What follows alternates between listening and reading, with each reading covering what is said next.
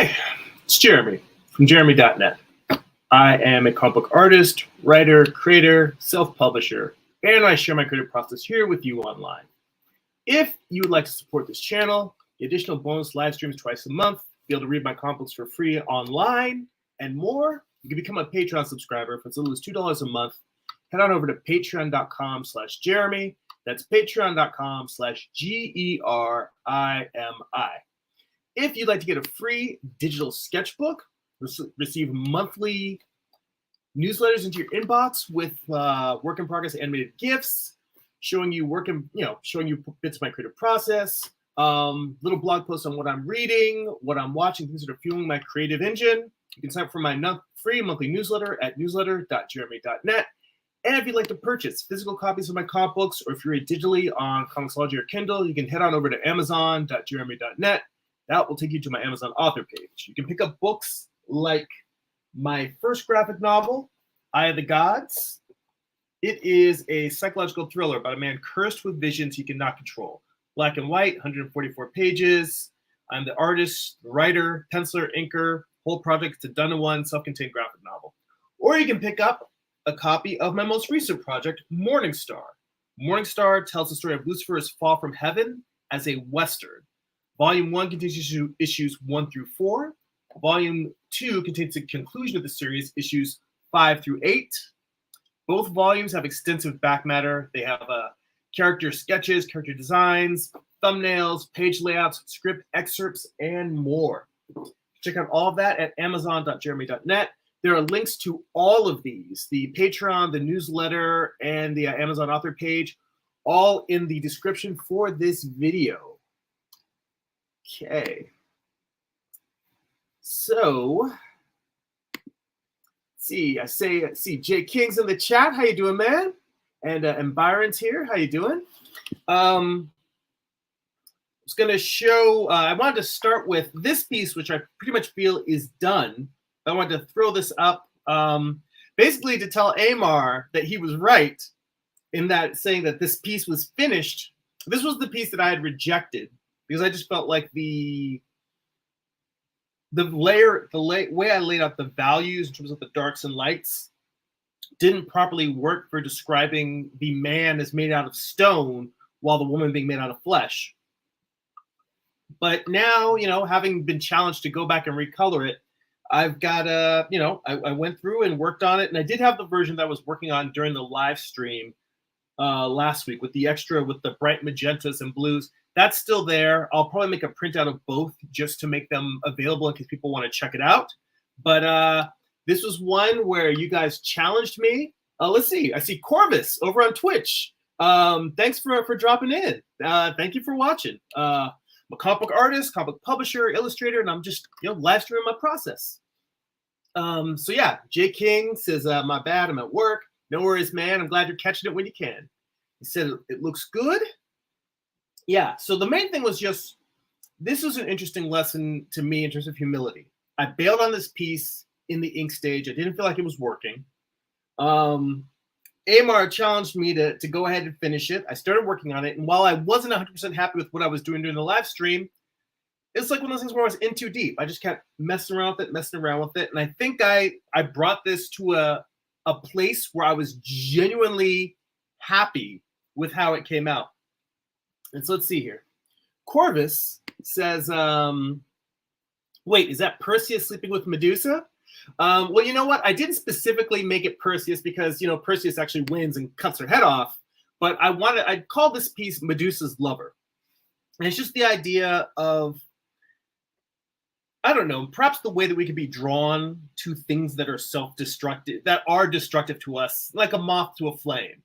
And the fact that, you've got this guy, this warrior, this Greek warrior, who's just curled around her. And, obviously it's something where they're in a comfortable, cozy, intimate place. But even though, she's a Gorgon, she did what Gorgons do. But I like the idea of this isn't a piece that has a specific message to it. What I like is to put out a lot of interesting, provocative ideas that are maybe contradictory. Like the idea of having this level of intimacy in terms of like spooning and cuddling with a person who is both supposed to be his enemy, but also the person who has turned him to stone. And I like the idea that it brings up these conflicting emotions without me specifically saying, well, this is the message of this piece. And I've been doing a couple of themes. I've been doing a lot of Medusa illustrations over the past couple of months. It's just something I've been on a jag for. And I think it probably started with this piece, which was an ink drawing that I had done months ago. And just never, no, actually more than months ago. A couple of years ago, I did this ink drawing and then never came back and finished it. So now, I came back and I'm actually pretty happy with how it came out. And I'm going to move over to another piece, which is the same idea. It's the same concept. It's just a different composition, different camera angle, and I'm playing with different lighting for it. And Corvus says, I really love this. Thank you very much. I greatly appreciate that. Amar's in the chat. He says it's coming along. Yeah, actually, this, I feel like I'm pretty happy with this one. I've still got the brightly colored one. I'm going to end up probably posting both of them or making them available as prints. So I just wanted to start off with showing where I landed with this piece. And now I'm going to flip back to what I have been working on during the week. So this is the other one that I was working on with the different lighting. This is the one that's going to have both the candles in the front and the moonlight. And right now, basically, I'm just going through and digitally inking it. And I don't like the way these two lines came out, so I'm going to try those again.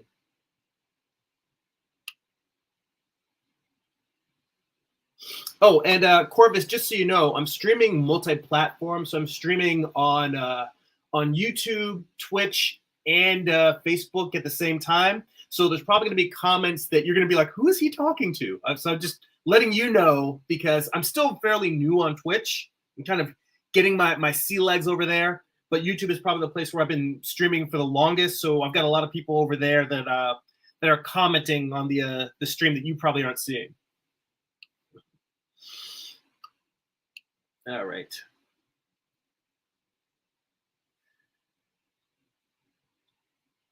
So yeah, now I'm just going through and I want to make sure before I start going in and putting a lot of detail in here, I want to make sure that I get sort of the lines that I want to be larger and more dominant are where I want them before I go to a smaller brush.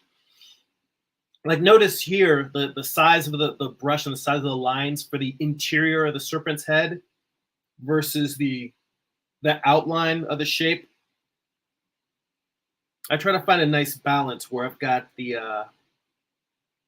interior lines are thinner, more delicate. What's also interesting is that it's a little bit of a challenge because when working digitally, I've been trying to use a brush that's slightly larger than I'm comfortable with to force myself to use a lighter touch. So I'm both trying to use a light touch, but at the same time, I still want these lines to be thinner, more delicate.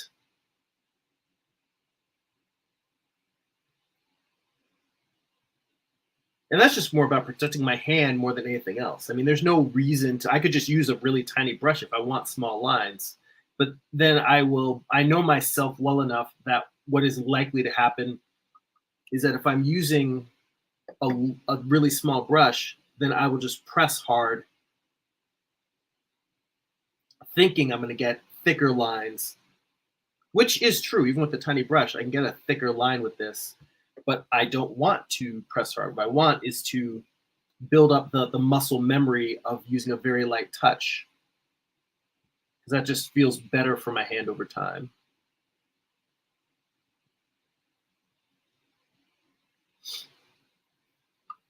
So let's see here.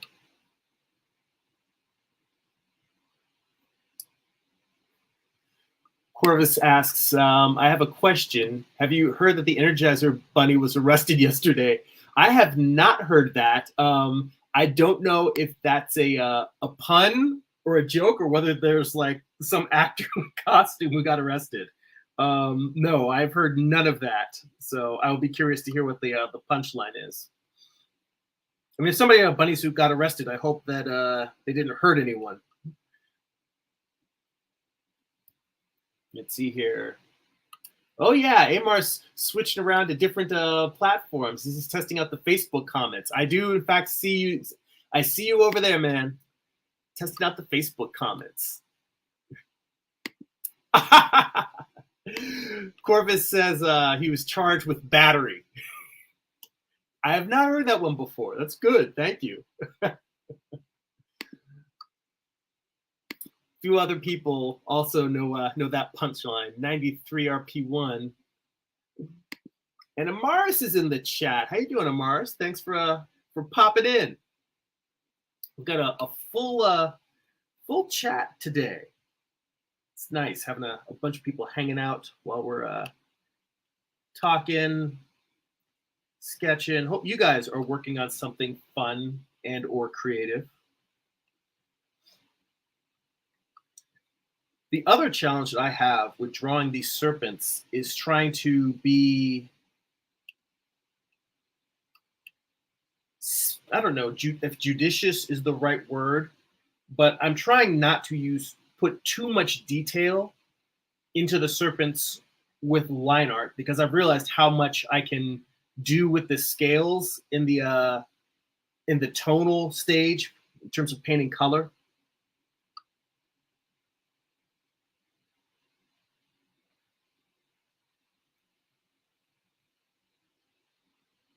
It's a lot easier to do the scales that way. So I'm trying to leave it very open.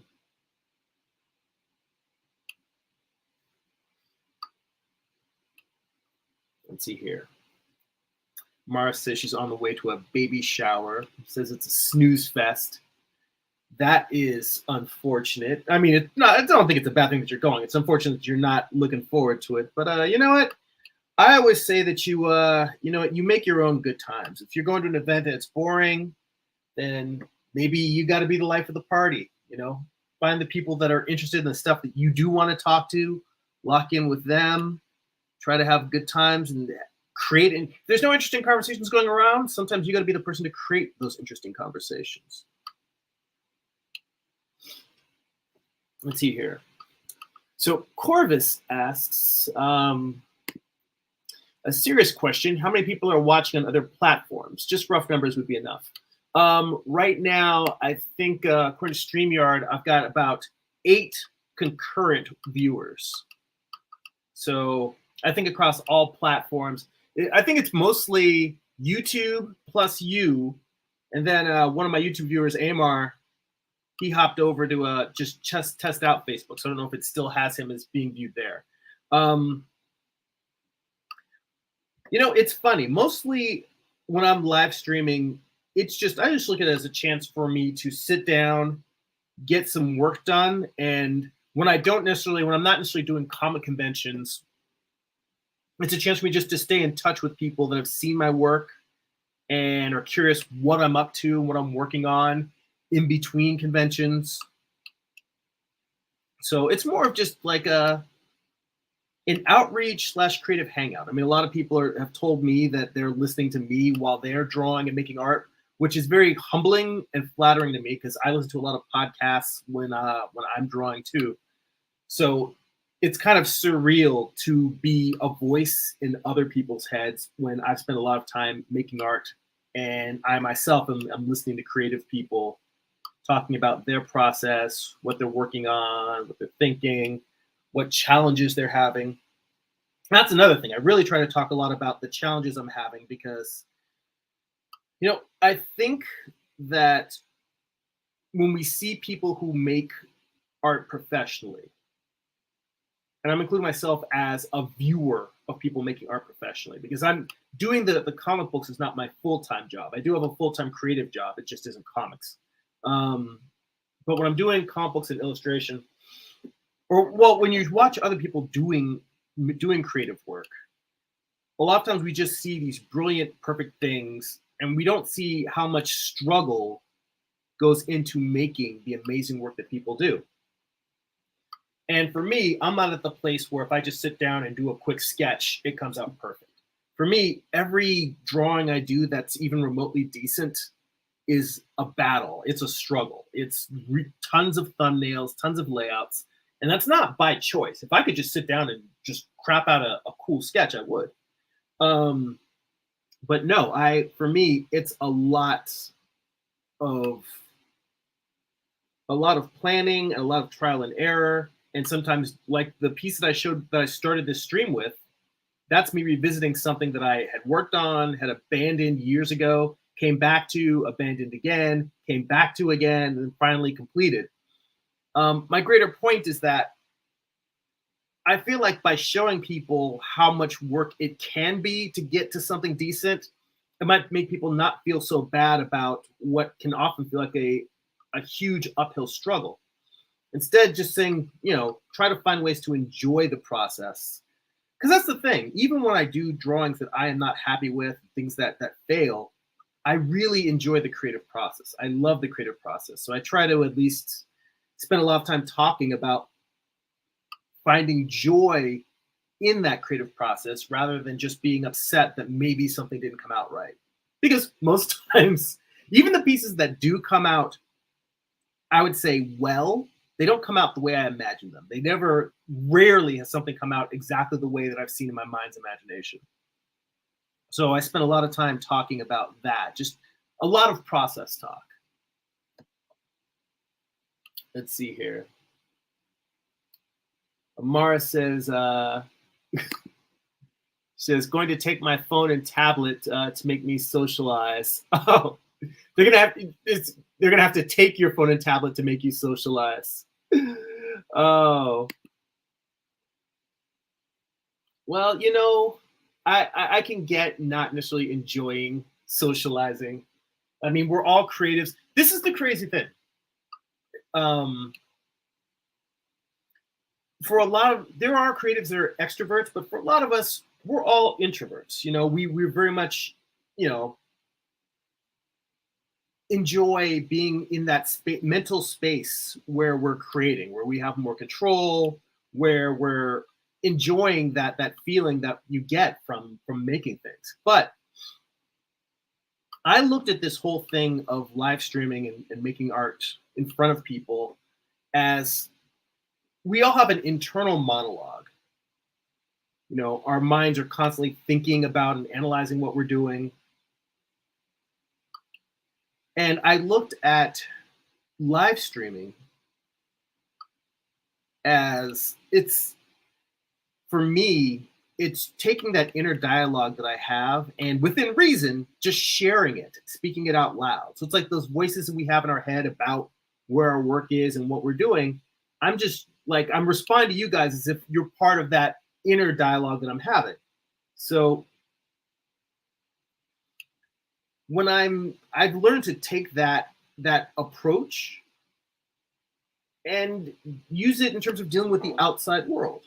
And when I'm talking with other people, remember this way, sitting here and hang out and talking with a bunch of other artists, we're like, this is cool. This is fun. We enjoy this. This is what artists love. The one thing I will say is no matter how introverted we are, artists do love listening to other artists talk about process because we're all trying to figure out, how do you do that?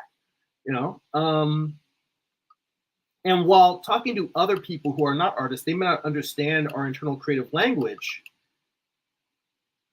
Looking at them, when I say them, it's like I'm talking about the muggles, but looking at those who are not necessarily visual artists, being able to share what's going on in our heads in terms of how we look at the world, how we analyze art and creativity, I feel like that is kind of like you can make a correlation. It's not one-to-one, but you can make a correlation between that and the experience that we have talking with other artists about process. So I just look at it more like I'm the same way that I'm sharing what's going on in my head with you guys. Maybe you can look at the other people that you may not necessarily, ordinarily you may be like, I don't want to socialize with these people. But maybe you can look at socializing with them similarly to the way you might look at talking to other artists. It makes something that might seem unpleasant or instinctually something you turn away from, it can at least make it more bearable. Who knows? You might actually find a way to enjoy it. But I'm just saying, these are just suggestions. These are just thoughts. And I see Corvus says they just subbed on YouTube. Thank you. I appreciate it. Corvus says the point where the arms of the two cross looks a bit off to me, but I can't put a finger on exactly what makes it feel that way.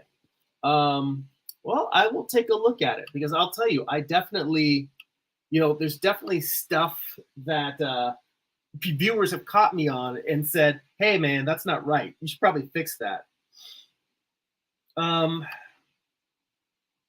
It could be that the arm is probably crossing too high up. That might be it.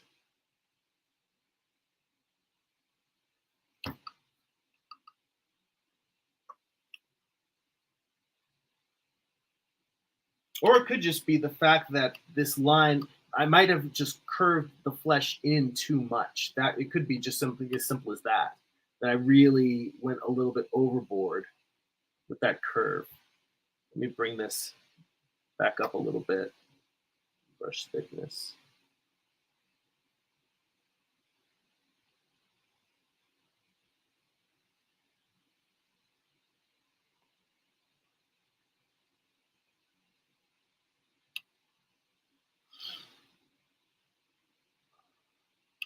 Well, I'd probably have to draw this hand all over again, but I think the part of the problem is that I wanted the hand of the statue behind him, behind her. I didn't want this hand back here to just disappear. So I wanted to. I think I kind of tried to cheat the elbow a little bit, so that you could see the hand behind there.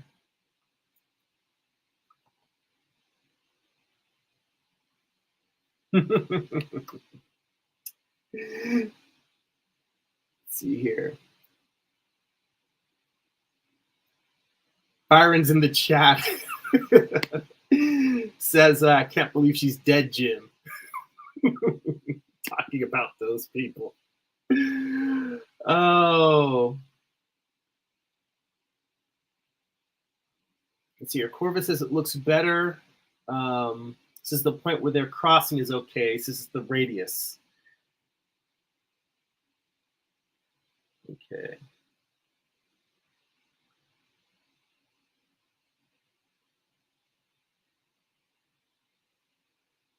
Oh, wait. So are you talking about up here, if it's the radius? Are you talking about it the way it's crossing over here, that there's just not enough definition to really make it feel like there's a bone crossing over and giving you that sense of a top plane and then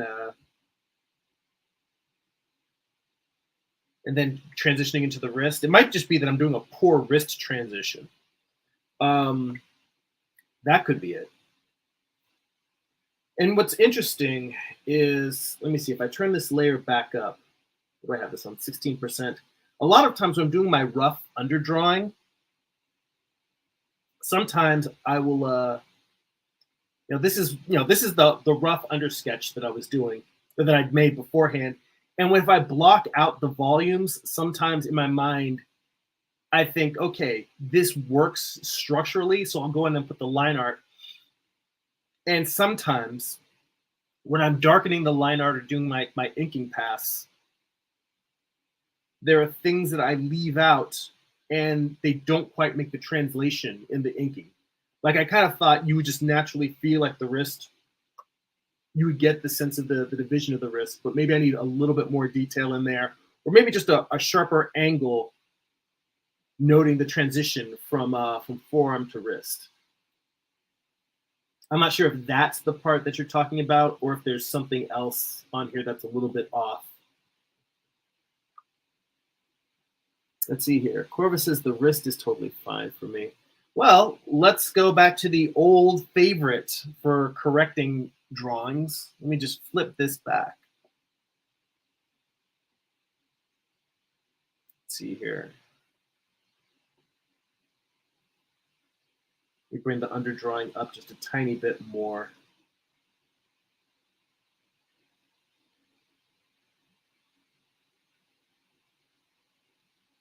Let's see here.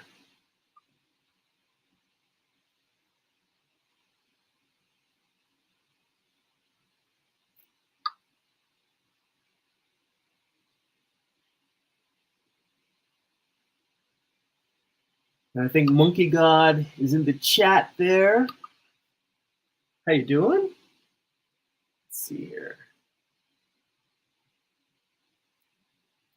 Oh, I understand now. You're saying the radius of the lower arm. That's what I get for trying to draw while read comments. So, all right.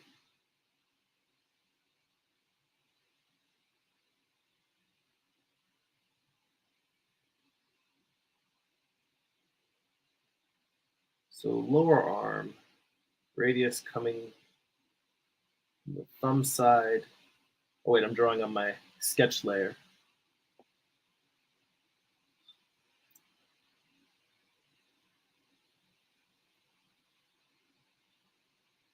I'm just drawing a line to kind of look at the actual bones here. So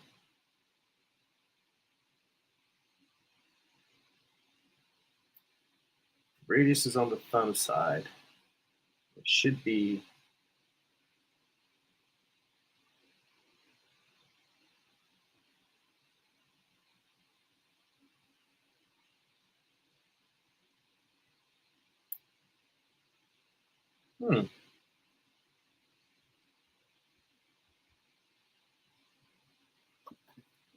I mean, it could just be the fact that it's weird because it's up at that angle instead of just laying flat.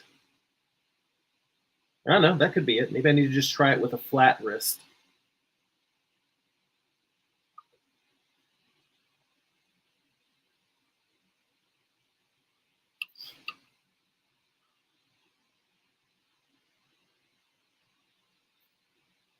Let's see here. Corvus says the line that I changed a minute ago, where they're intersecting.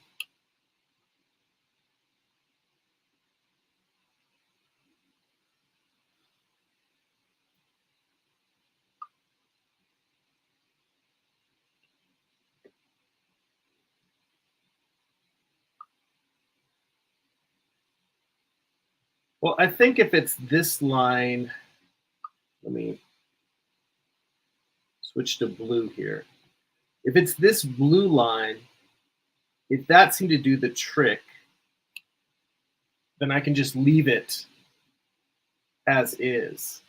But you do actually have me questioning now whether I should change the wrist here instead of having that bend, whether I should just have it laying flat with her wrist maybe completely flat.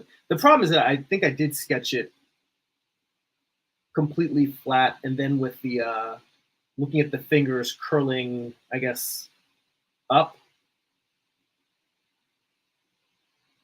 And I didn't like it before. But that said, if I did a whole illustration like the one I started with, where I was telling you that I did a whole illustration, then the lighting just didn't work and I bailed on it, it doesn't mean that I shouldn't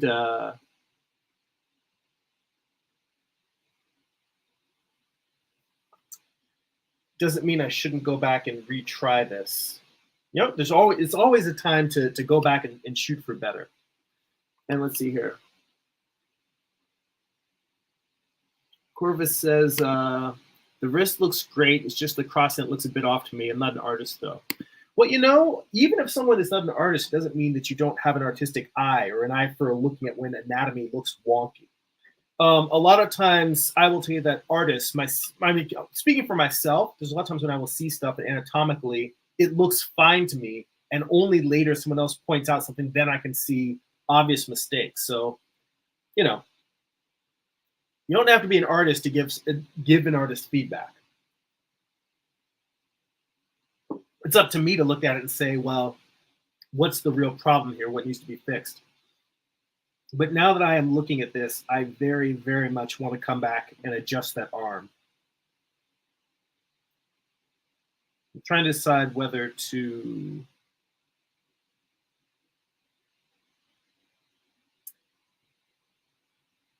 let's see. Just turn this off. Yeah, I'm going to duplicate this sketch layer. I'm going to come in here. In fact, let's turn this back up to full opacity.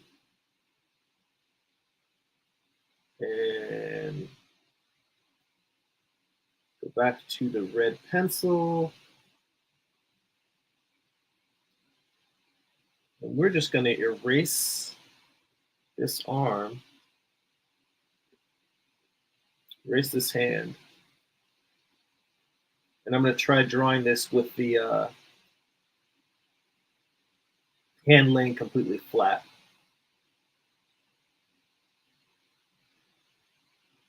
See, this is how I end up working on the same illustration for like 2 or 3 months, is I just keep seeing stuff. I'm like, oh, there's a tangent here I didn't notice before. Oh, this looks off, and just constantly making corrections.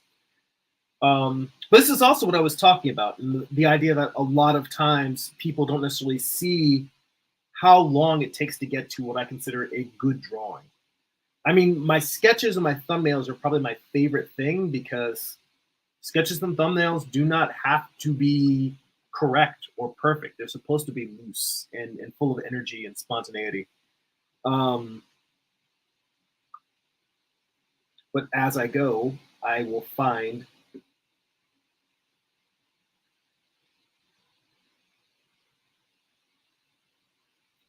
there's always little bits that I need to correct.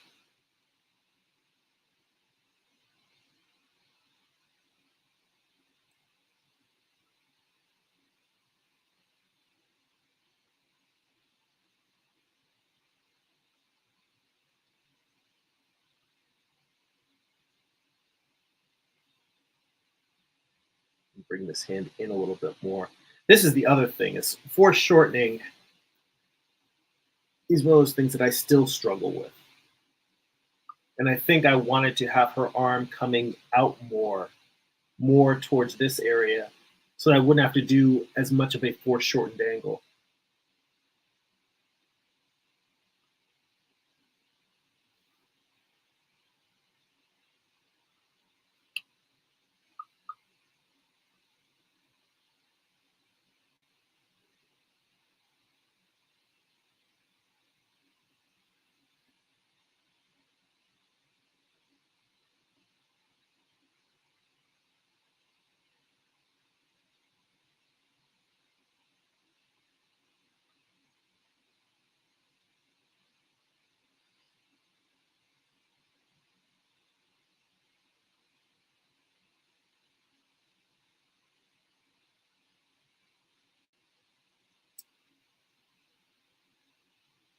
See, this is the thing. Once you draw a hand that you like, you really don't want to change it. But I'm looking at this, and now I'm thinking about changing both of the hands.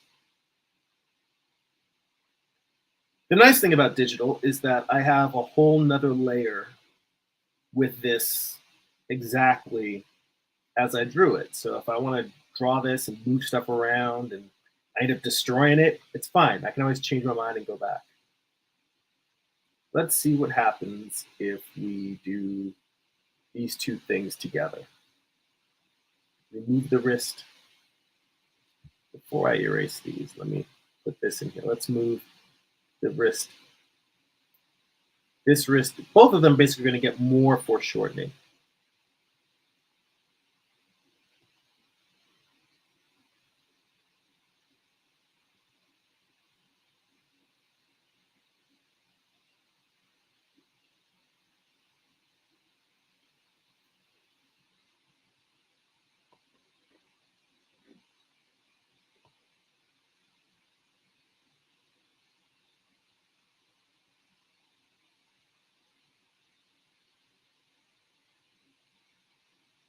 And see, this is both the good and bad of working in digital. Is that, when you're working traditional, going back and changing this, at the inking stage would just mean, well, I'm just going to have to draw it on a separate piece of paper and put a patch on it, because I'm not going to, just restart. Well, you know what? At the level of inks that I had there, where it's just the outlines and I haven't done too much of the detail, I might consider just starting the whole page from scratch again. That's because I'm nuts like that. But I think for the most part, most people would just be like, well, that piece is off. I'm just going to ink the rest and I'll patch it and fix it. Whereas in digital, the ability to do all of these multiple corrections and revisions is both blessing and curse. mostly blessing, but I have a bad habit of spending so much time adjusting and correcting and revising.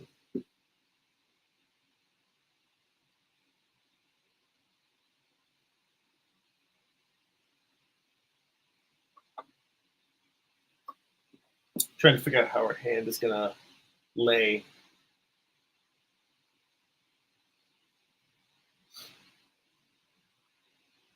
Let's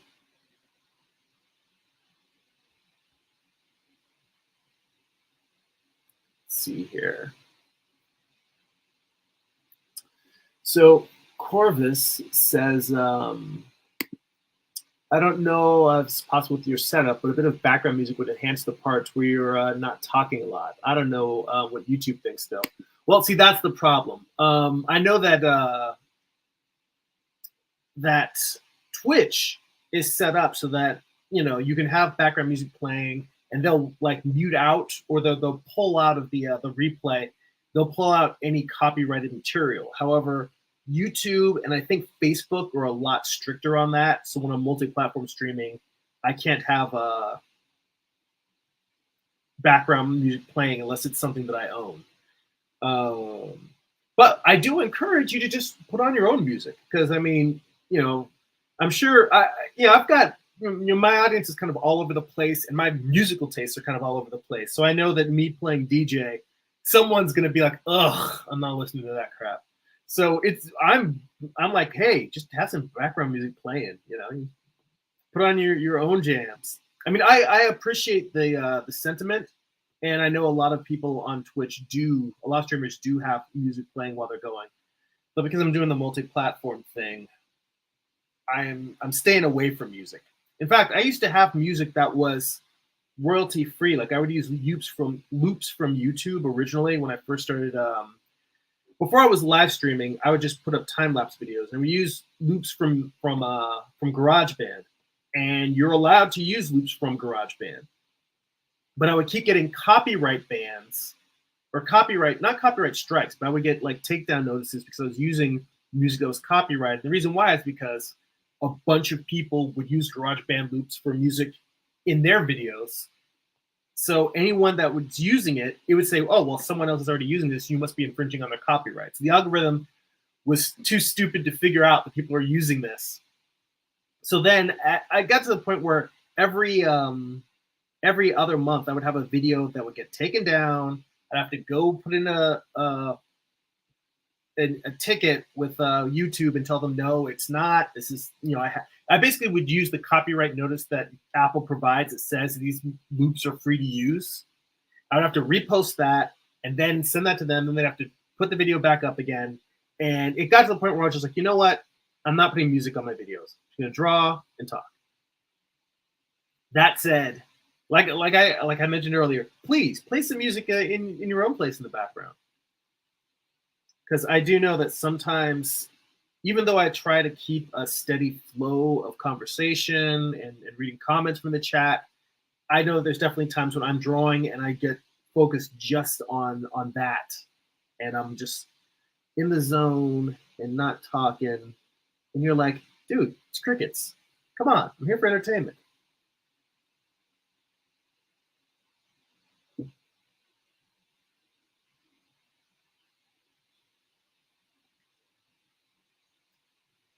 Yeah, that's not working.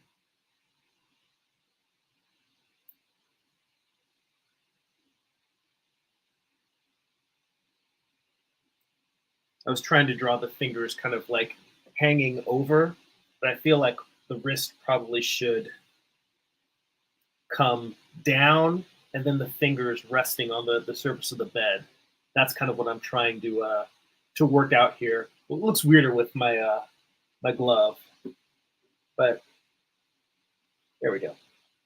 That's what I'm just trying to find a pose for the hand that looks like something that wouldn't wake somebody up, the way that their hand would look when they're asleep. So let's see.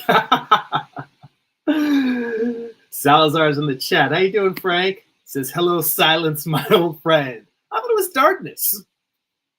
Well, I was going to turn off all my lights and just be like drawing in dark, but no, that's silly. Let's see here. Oh, Corey's in the chat. How you doing, Corey? Great animator, artist extraordinaire Corey Kerr says, is there a way to group listen on Spotify? You know what? I probably could create a Spotify playlist and just put a link in the video description, just tell people to listen to that. But I still wouldn't be listening to it, or I'd be listening to it with headphones on while I'm drawing. Honestly, I think the reason why I don't do the musical thing is because even though I think I'm pretty good at drawing while talking, it does every additional distraction makes it that much harder to juggle all the mental plates. And I figure having music playing while I'm drawing and talking to people is like, it's too much mental stimulation for me. Like actually, that's a good point. The silence that you guys are dealing with is what allows me to draw and talk at the same time. I can draw and listen to music. I can draw and listen to podcasts. I can draw and check the chat and talk to people. But if you add one more bit of input, one more thing for my brain to juggle, I feel like the entire machinery would just fall apart. But you know, obviously there's art streamers on Twitch who do talk and have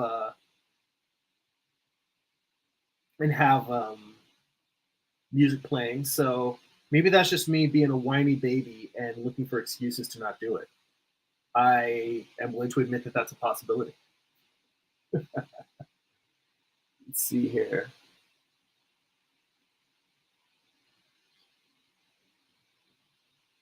Yeah, Corvus says, under those circumstances, it's fully understandable. And he says, I think with digital, you don't have only one shot at it, which takes a bit of the challenge of conventional art on paper.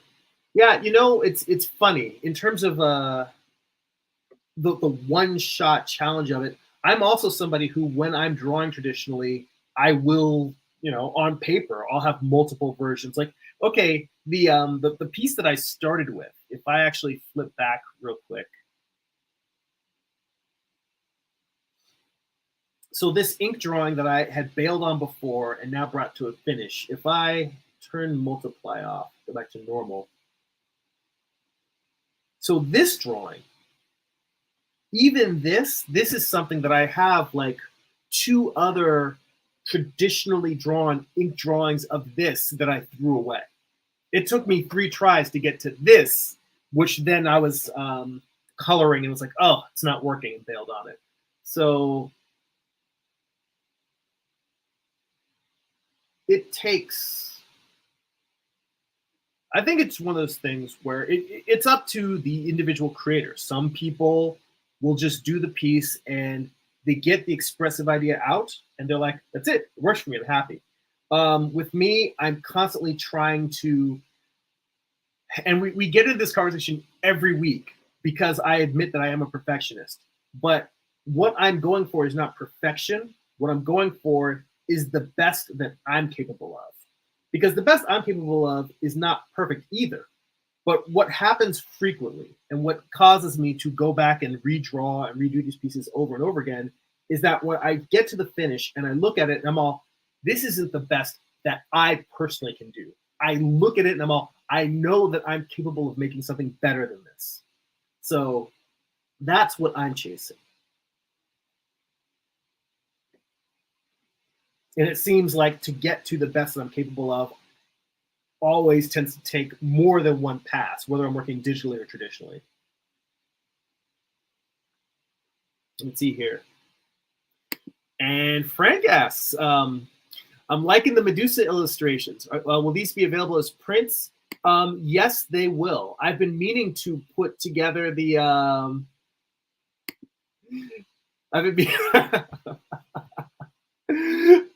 I'm sorry, I just got to Byron's comments. Art Nation says, I didn't want to call you darkness. Byron says, Jeremy's more of a chocolate thunder than a darkness. I like that. I'm sure someone's already using the handle chocolate thunder, and it's a shame because I feel like I would just change all of my handles on social media to chocolate thunder. Oh, you guys. Um, oh, so the prints. Yes, I do plan to make prints for these. I already have three different pieces that are, well, not three different pieces, but I have one piece that I've been working on for a few months that I have three different color versions of. Two that are going to be open edition and one that's going to be a limited edition. And as I finish them, I'm going to make prints available for all of them. And mostly it's the reason why I haven't done them yet is because even though I have finished pieces, I have not had the bandwidth with my day job to come home, get on the computer, upload them to the service that I'm using for the prints, and then create listings on my website. I've been super slacking about that. And it's stupid because why am I not making my work available for people that, one, genuinely enjoy it, and two, want to support me? It's silly that I have not done it yet. But it just comes down to not having enough hours in the day. But the short answer to the long answer is yes, there's going to be prints for all of these available. And I will, when I have them available, I will not just post them on all my social media and on my newsletter. As I have them available, I'll introduce the prints on the live stream. I'll just let you guys know at the start. The same way I tell everybody where they can pick up my books or stuff from my newsletter, I'll say, here's a new print available on my store, link in the description, that sort of thing. So yes, those will be coming.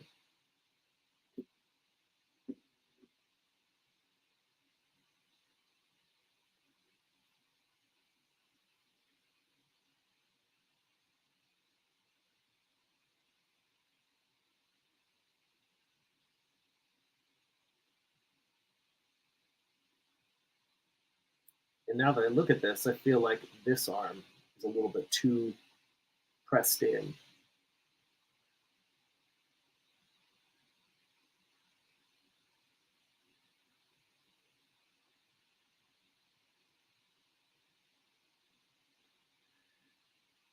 Whew.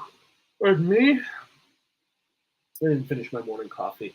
Still a little sleepy.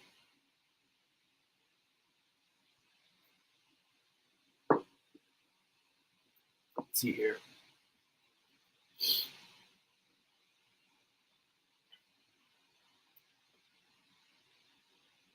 Corvus says, for me as a hobby nature photographer, I would really, really like sometimes to jump back in time to capture this bird in a slightly different way, or that deer in another composition.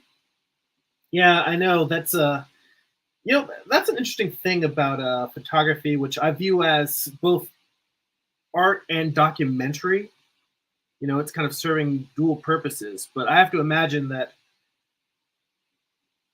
almost like kind of like how they have bullet time in the Matrix movies, like the idea of being able to, move things around and see things, which I mean, that's one of the advantages I think of traditional art is that we can come in and say, you know what, this isn't quite right. Let me just move this and tweak this. Sometimes it's easy to do, and then sometimes you find that in the challenge of doing it, once you've started moving things around, it becomes such a labyrinth of trying to find just the right way and place to make these adjustments. Like as I'm moving these body parts around, like now I'm realizing that if I'm putting more force shortening on this arm that's lower, I actually probably need to move the wrist further into the foreground. Not way into the foreground, but maybe instead of being up here, it needs to be down here, which is also going to change the way that I draw the sheets.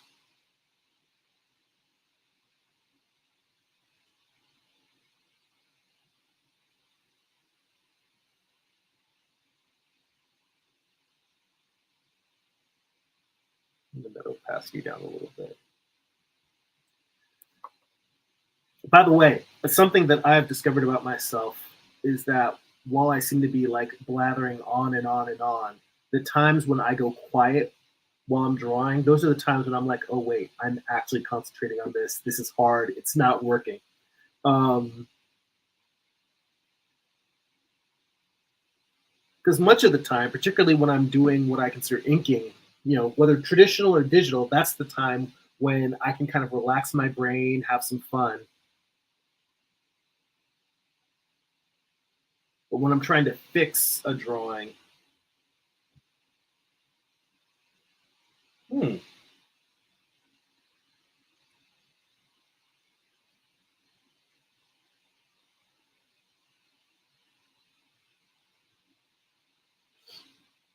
I'm looking at this and I'm actually thinking about changing the way I've got the arm oriented even now.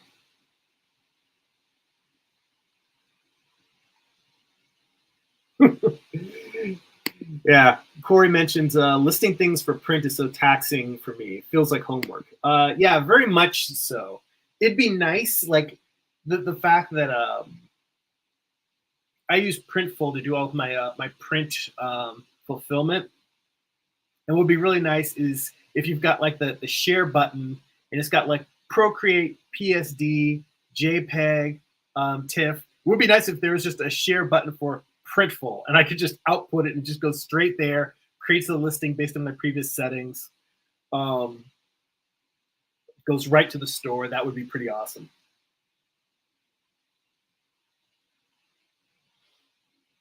So what I'm doing now is I'm taking a look at, I have these little gray figures, the SH Fig Arts, and I'm slightly trying to adjust the position because I'll show you. Let me zoom back to full. If I turn this off, then put the other one on.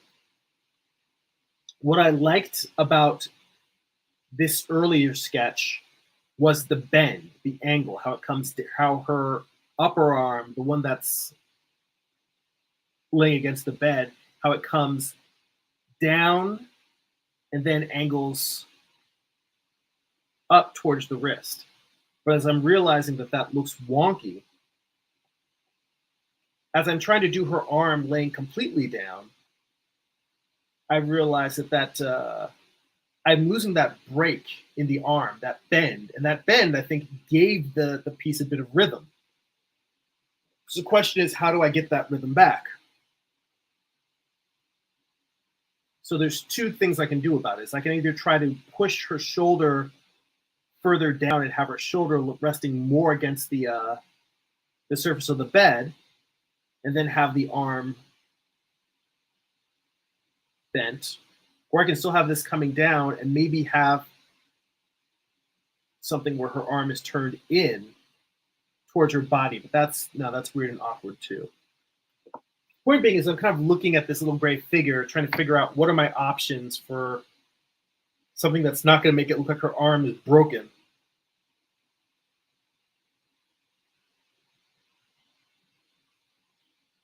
And this is the reason why a lot of times I just end up like looking at the anatomy in a drawing, like, you know what? It's not quite right, but I got to let it go. I can't find a good answer.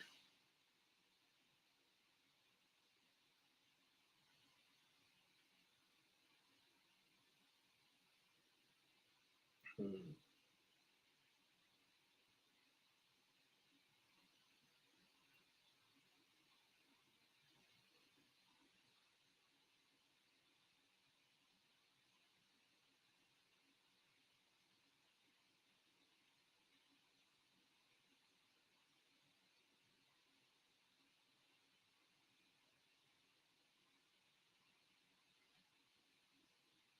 Let's see here.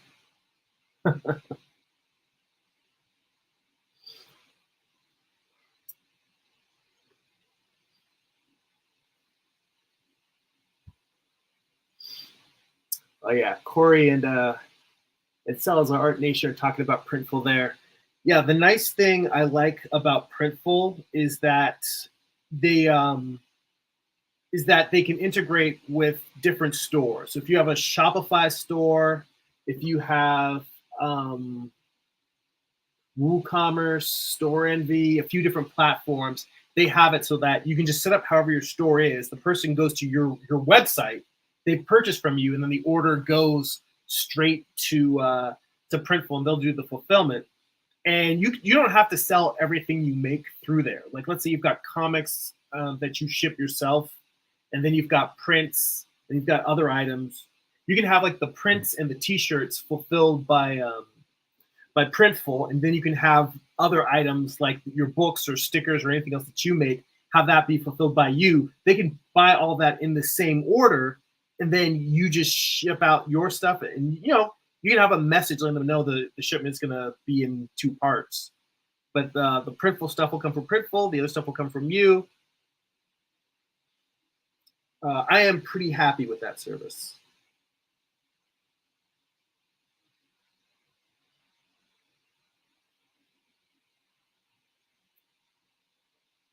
Let's see here.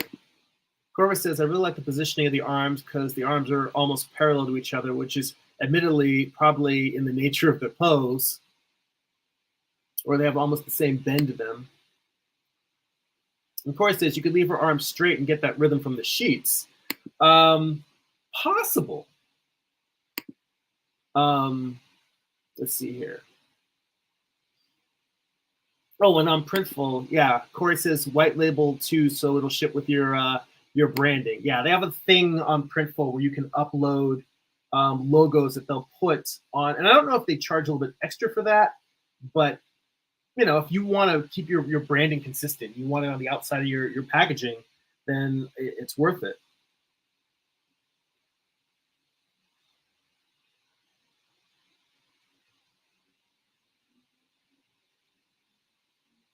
I'm just coming in here and just going back to like her rib cage, just trying to block that in. Like, okay, here's the rib cage. Start with an arm coming out from there.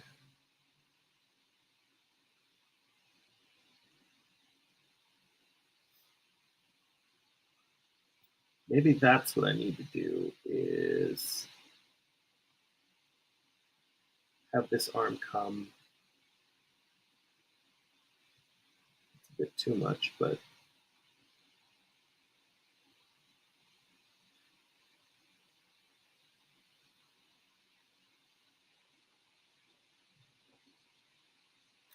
I'll probably come in and clean this up afterwards. But I'm just doing it super rough to get down the basic volumes. But maybe to have this arm coming much more directly towards the viewer.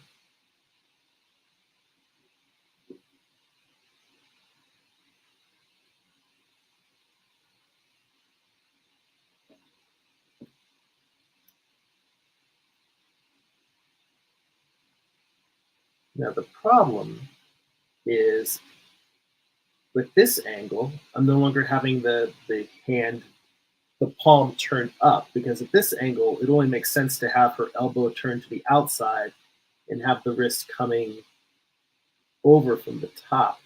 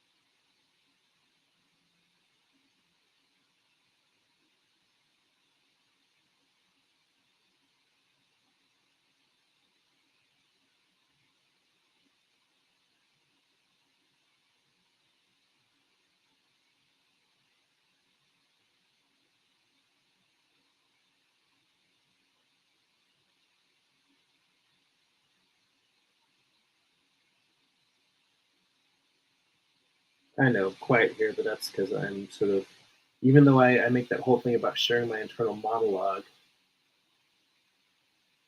Sometimes you got to reach inside of your skull and figure out what is it I'm really trying to say here.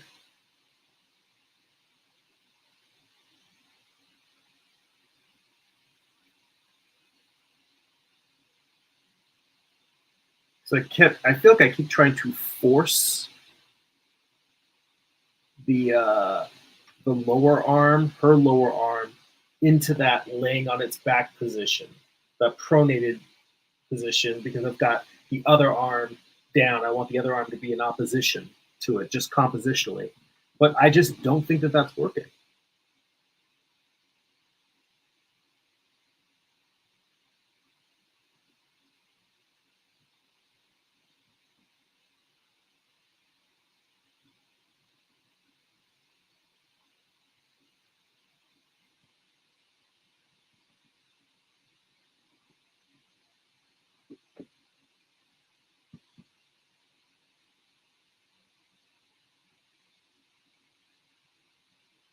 I'm just looking kind of anatomically.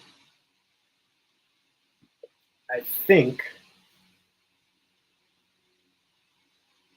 well, this will be not a radical idea, but maybe to have the wrist of the hand that's on top resting in the crook of the elbow. And I'll have to worry about what to do with the statue's hand next. Radical surgery on a piece.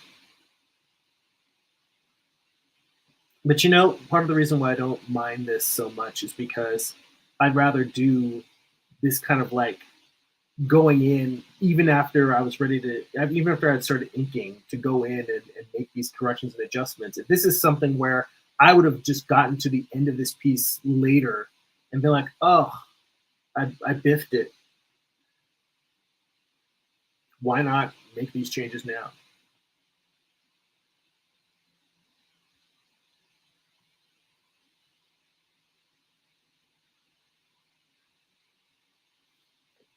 So let's see here.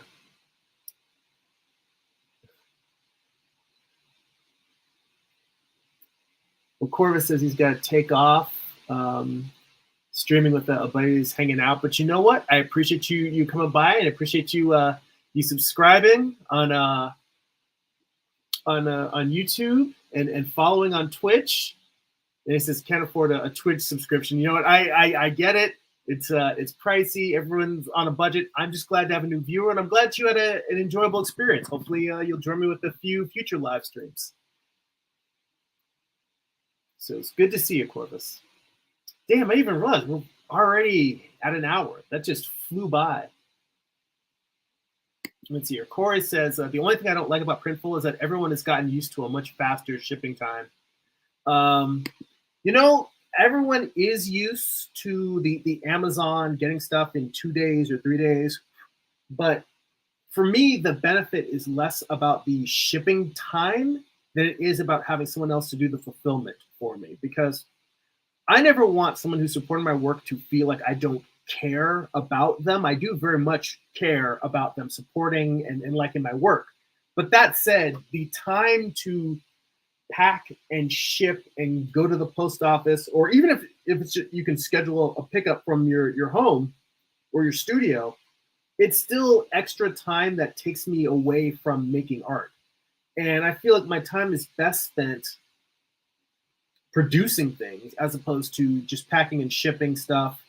And if you've got a large enough of a following, you're having enough sales on a monthly or weekly basis to warrant having a studio assistant to do it for you, to do the packing and shipping, I think that that's a great way to do it.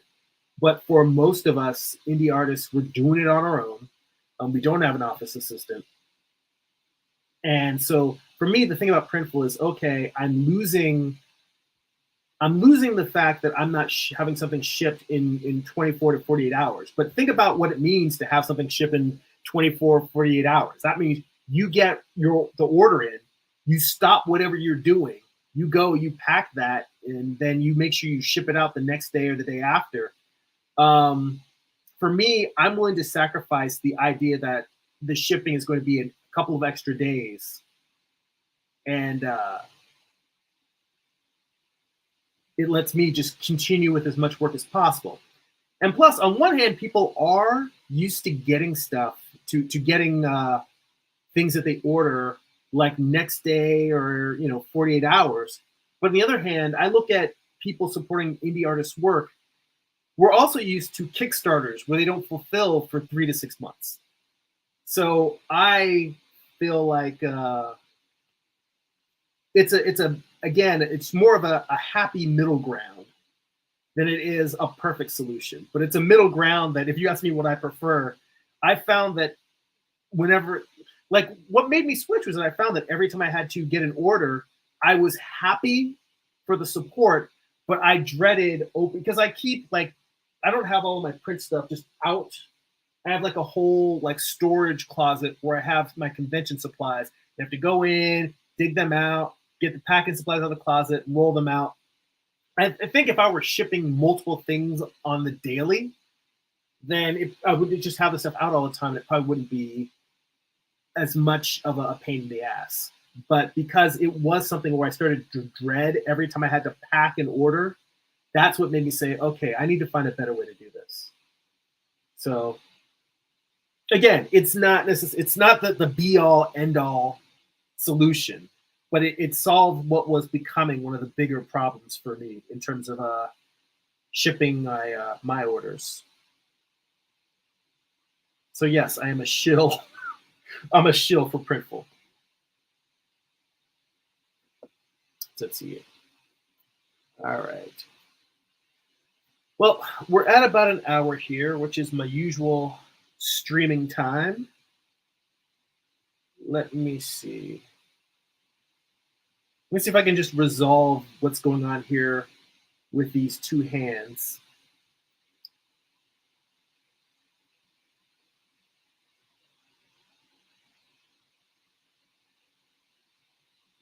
I'm still going to have to rework what's going on. Well, actually, the way that this is now, I've probably got a lot more room to draw the hand of the warrior. I wanted to see what would happen if I have this.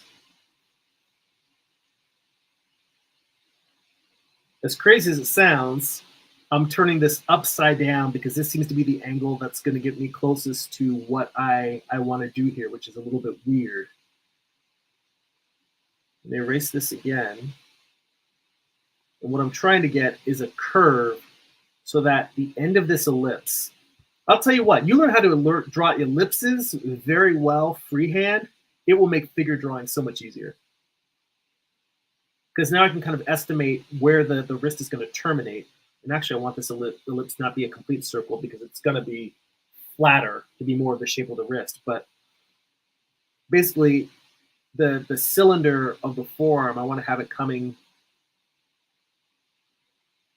towards the viewer, but landing slightly behind the arm so that I can have the wrist itself. Well, yeah, the wrist itself resting in the crook of the elbow, the hand curving, or the palm curving over the arm. And the question is, what happens to the fingers? Do they splay out?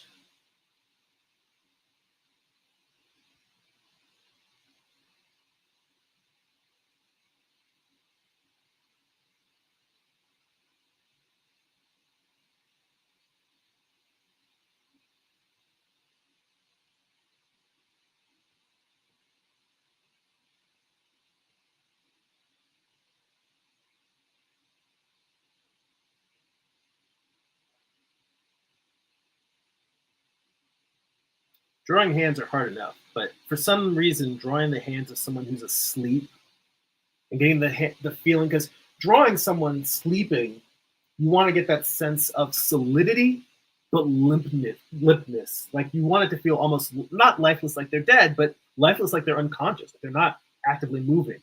And as a gesture, that's very, very challenging to get down on the page.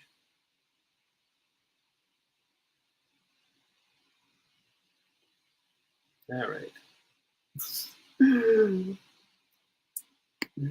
Frank's like, this stream has been sponsored by Printful. Well, shit, maybe I should reach out to them, see if I can get a sponsorship.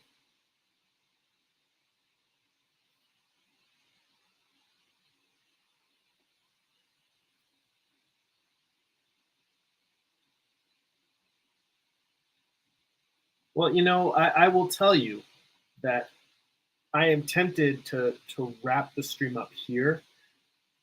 And I was going to ask you guys what you think of the wrist that's laying over. Well, I'm happy with the wrist, but I need to figure out what to do with this hand.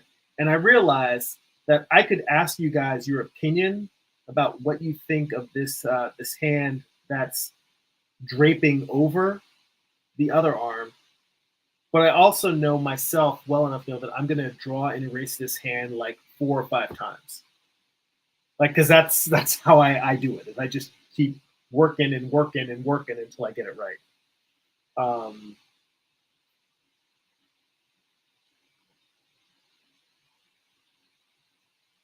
And right now, it doesn't feel 100%. Doesn't feel bad. It's not 100%. All right, guys. So yeah, I started off in the inking phase. I took a step back to the layout phase, and I think it's worth it. And well, hell, I still have to finish off this other hand, but let's do a quick back and forth. We've got this one or this one. Let me bring it back up. This, I feel like we're at the optometrist, aren't we? There's this or this. And I'm leading the audience, but I feel like this one is stronger in terms of volumes, but this feels like a more natural gesture. I just need to fix the hand that's draping over and then fill in the other parts I had to erase. So this just feels more like a sleeping figure. So I made some progress here, and I'm glad I did it at this stage because now, you know, when I turn on the inks, you see really all I have to do is erase the hand, all of the hands in this drawing. But that's only a few lines, and then just fix the hands in the ink stage and carry on where I left off. So this was good. It was good. Sometimes you got to take a step back. And it helps to have plenty of other eyes looking at it. And like Corvus said, he doesn't even come from a drawing background. It's coming from a photography background. He still had an eye where it's like, it doesn't kind of look, it didn't look right. And I was like, you know what? I was even telling my wife this earlier in the day, is that at my day job, if someone says change something, I just change it. I don't care. I'm not, I mean, it's not like I don't care, but I'm just like, whatever makes the best product. I just go for it. I've been trying to bring more of that attitude into my personal work. So if you guys look at it, you're like, sometimes you'll ask me to do something, and I'm like, that's going to be a pain in the ass. Like, honestly, hands are hard to draw. So you're erasing all of the hands in the piece and fixing them, pain in the ass. But you know what? You guys are worth it. Y'all's worth it. And thank you for the cosign on that. Salazar Art Nation says the second one does look more natural. So you guys will eventually see where I land on the hand stage next week.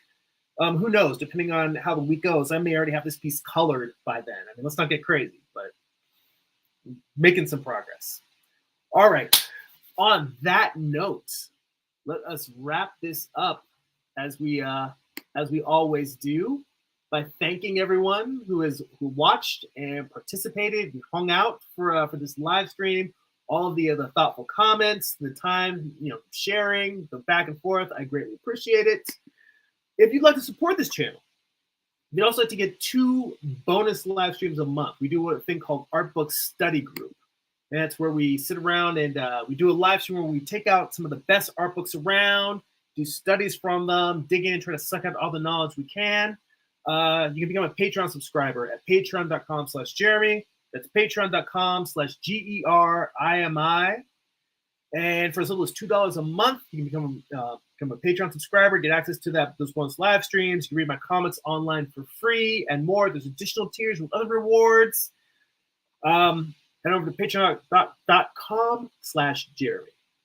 And if you would like to get a free digital sketchbook, get work in progress animated GIFs delivered right to your inbox, be able to hear about what I'm reading, what I'm watching, what things are fueling me creatively, you can sign up for my free monthly newsletter at newsletter.jeremy.net. And if you would like to get physical copies of my comics or read digitally on Comixology or Kindle, you can head on over to amazon.jeremy.net. They'll forward you to my Amazon author page. You can pick up books like my first graphic novel, I Had the Gods. It's a psychological thriller about a man cursed with visions he cannot control. It's self-contained, done in one book. You can also pick up my most recent project, Morning Star. It tells the story of Lucifer's fall from heaven as a Western. It's an 8-issue series. Volume 1 contains issues 1 through 4. Volume 2 contains issues 4 through 8. Both volumes have extensive back matter, character designs, character sketches, page layouts, thumbnails, script excerpts, and more. I basically show you how I put together a comic book, all in the pages of those books. You can pick up all of these at amazon.jeremy.net. There's links for all of the sites that I've mentioned in the description for the channel. Thank you so much. Thank you for all the great feedback and hanging out. That's it for now. Go be creative.